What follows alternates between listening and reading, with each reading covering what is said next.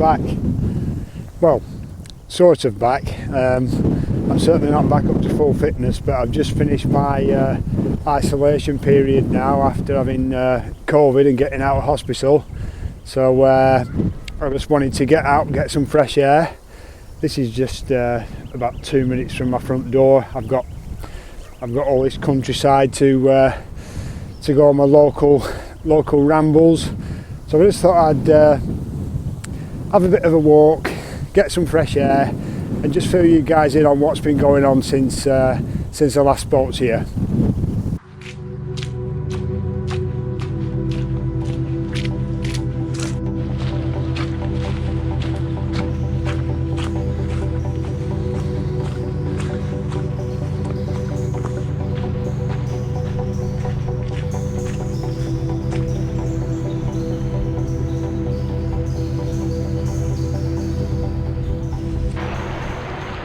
It's funny, I used to come up here as a kid. This whole area used to be a big reservoir, but about 30 years ago, must have been probably about 30 years ago, they drained it all because of concerns about the dam not being substantial enough to hold back all the water. But yeah, they've redeveloped it all now, and once it becomes established, I think it'll be really nice.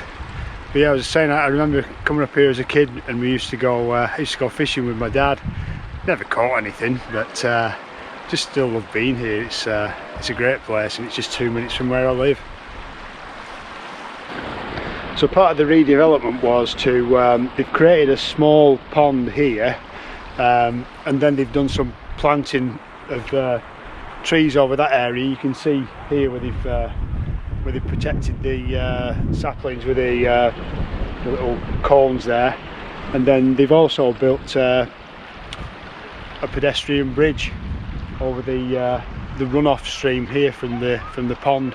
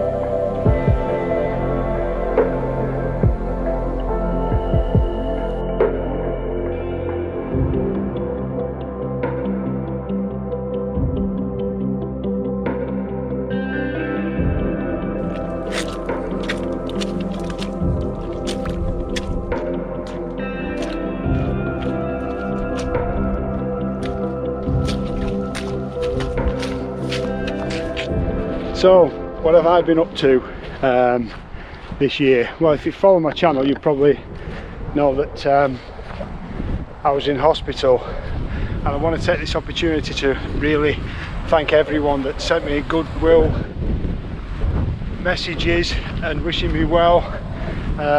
You know, it's been really great. I really do appreciate it. I was working in between Christmas and New Year, and then on the Wednesday night I found that I wasn't able to swallow. Now it's something that I've had it for a number of years, and normally within an hour or so it sorts itself out and I'm fine. But on this occasion, that was Wednesday night. I was working on Thursday, still couldn't swallow. Got up Friday morning, which was New Year's Day, still couldn't swallow.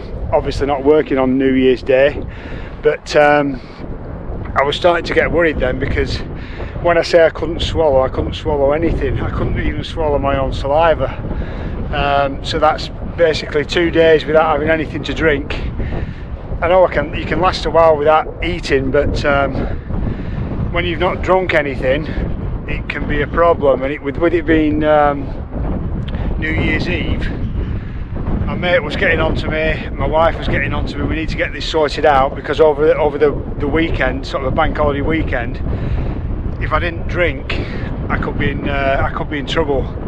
So I rang NHS 111, and they said get yourself down to A&E straight away. So I got myself down to A&E. I was there about 5 hours, and then they sort of took me in, then checked me in and put me to a bed. And I'm thinking, why are they taking me to a bed? Are they not just going to sort it out here and now? Obviously they weren't, and hooked me up to a drip, got some fluids in me, and I was there for 7 days. A lot of that time I was waiting for an operation on my throat, and that eventually came on Tuesday after a number of cancellations. But I'd just like to say, before I even went in hospital, the last thing I wanted to do was go into hospital, especially the pressure they're under at the minute, the NHS. I thought, I don't want to burden these guys with me. But as I say, because I hadn't drunk for so long, I was beginning to wonder, I need to get into hospital, I need to get this sorted out. And when I got there, they confirmed that as well. They said, you know, you need to get here, you need to get some fluids in your body. So then on Tuesday, they gave me a time for my operation on my throat.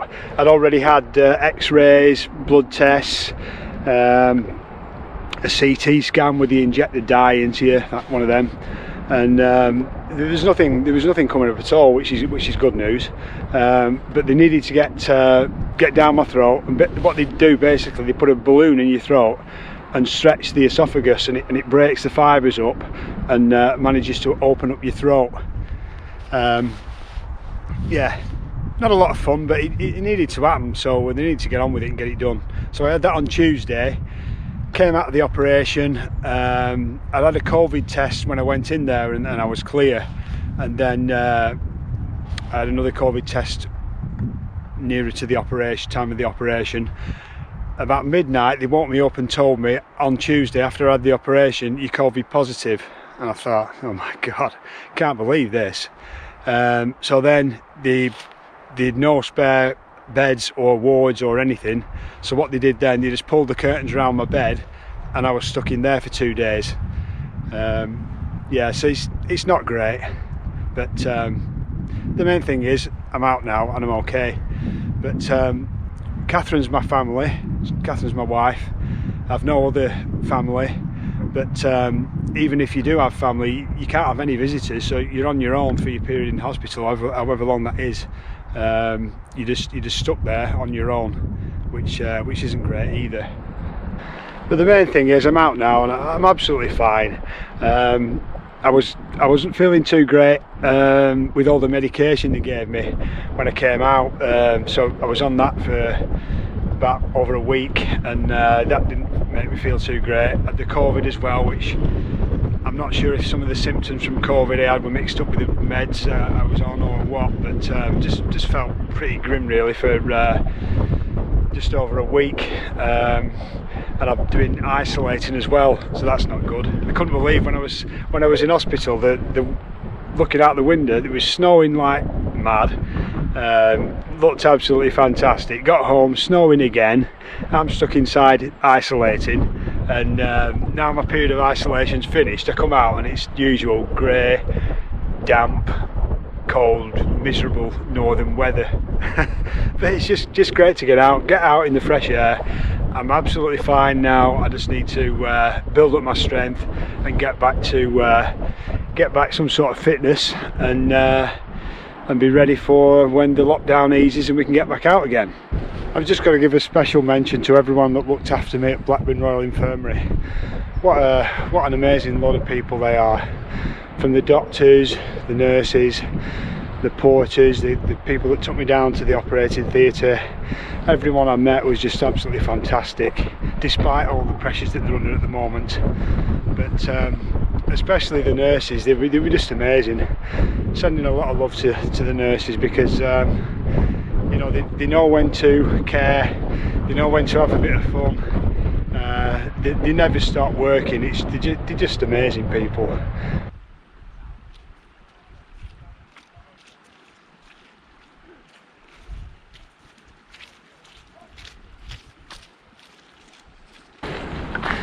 So when I was in hospital, it made me really think that one of the things I'm guilty of, maybe other people are too, I spend way much time moaning and worrying about the things that I can't do, and I really need to work to stop that. Need to focus on the things that we can do, and less so on the things that we can't. I mean, we all need a bit of a moan now and then. Keeps you healthy, doesn't it? A bit of a moan. But our priority needs to be concentrating on what we can do.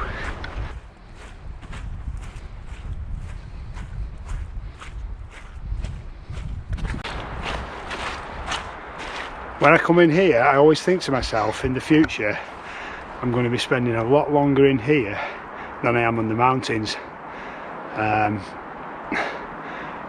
I really need to remember that. Make sure that I can get as much time in the mountains as I can, not miss any opportunities, and then when I'm in here I can sit there reminiscing about it all.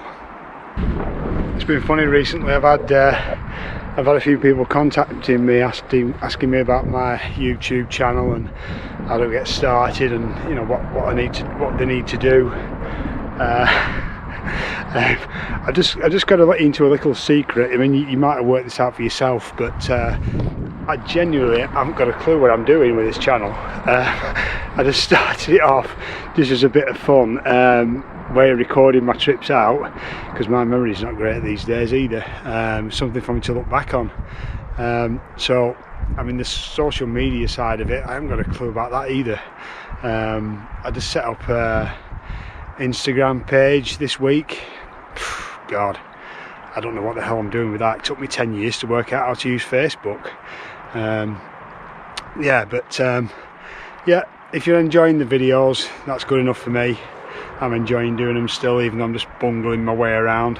It's been a bit disjointed this year with COVID and everything. I felt like, because I'm just new to it, I felt like I got going, then it stopped, and then I'm starting from scratch again. I really do feel like that. There's been no real continuity to it, but hey, it is what it is. It's the same for everyone.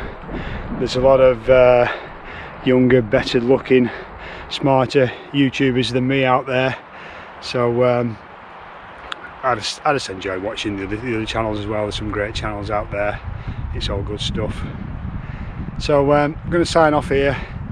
Thank you again for all your get well messages. I really am absolutely fine. I'm just a bit weak. I just need to build myself back up again.